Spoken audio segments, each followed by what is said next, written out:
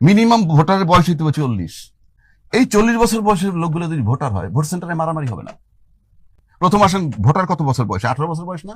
গোড়ায় গলত তো। 18 বছর বয়সের যে ছেলেটা ভোটার, আপনার ছেলের বয়স 18, আপনার মেয়ের বয়স 18, তাহলে কি করেন আপনি? বাসায় স্কুলে যা পড়তে বলে না বলে থাপ্পড়, মেয়েটারে কলেজে নিয়ে যান, নিয়ে আসেন নাকি? এই তো। তার সে এমপি নির্বাচনে ভোট দিবে কেমনে? কে আইন প্রণয়ন করবে বাংলাদেশে? আইন প্রণয়ন করলে রমনা থানা থেকে কে যোগ্য, এটা জানে সে?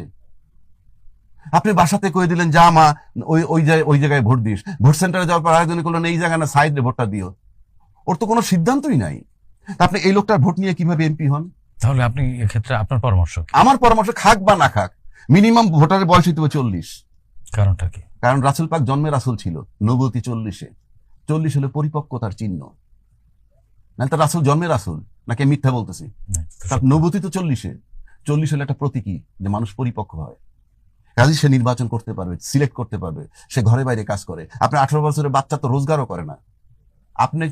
আপনি বলে চিপস নিয়ে এসো, আপনি বলে চকলেট নিয়ে এসো, আইসক্রিম নিয়ে, এইগুলো তার থিঙ্কিং। সে নাকি ল মেকারের ভোট দিবে। তাহলে তো পাগলের দেশ। 40-এর নিচে প্রার্থীও হতে পারবে না। তাহলে হওয়া উচিত না তো, উচিত না। কারণ আপনি ভোটার কম হোক, এখন 12 কোটি ভোটার আছে, সেটা 4 কোটি হোক, হোয়াট ইজ দ্য হার্ম?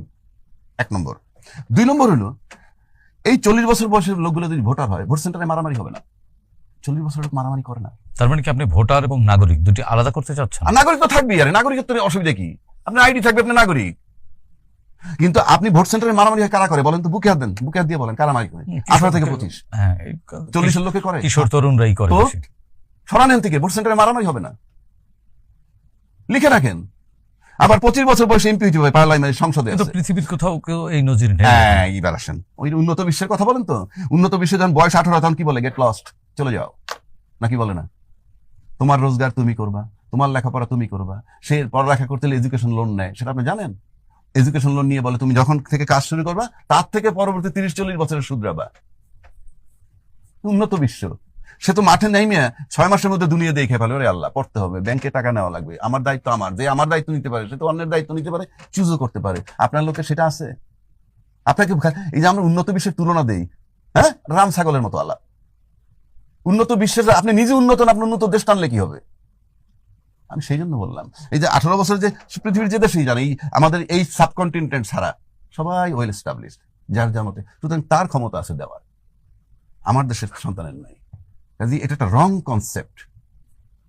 এবং এই 18 বছরের বয়সে বাচ্চাগুলো উইথড্র করেন, ভোট সেন্টারে মারামারি, মব কমে যাবে। তাহলে আপনার ওই তথ্য অনুযায়ী তো এনসিপি তাহলে রাজনীতি করতে পারবে না। হ্যাঁ, আপনি আলাদা করতে পারবেন না, অসুবিধা কি? করেন না। সংবিধান বলতেছে 25 বছর বয়সে এমপি মন্ত্রী, 27 থেকে 32 বছর বয়সে বিসিএস সহ ছাত্র থাকে। আপনি এই জায়গায় তো ছাত্র রাখছেন, এই জায়গাটাই তো ছাত্র রেখে দিচ্ছেন। 1, 2, 100% মূর্খ, 100% মূর্খ।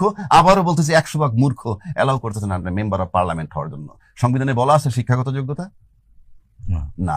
একটা মূর্খ লোক যখন এমপি হয়, রাম ছাগল সোজা বাংলায় বলে, সে যখন 10 জন সচিবের সাথে আলাপ করে কি কথা বলবে?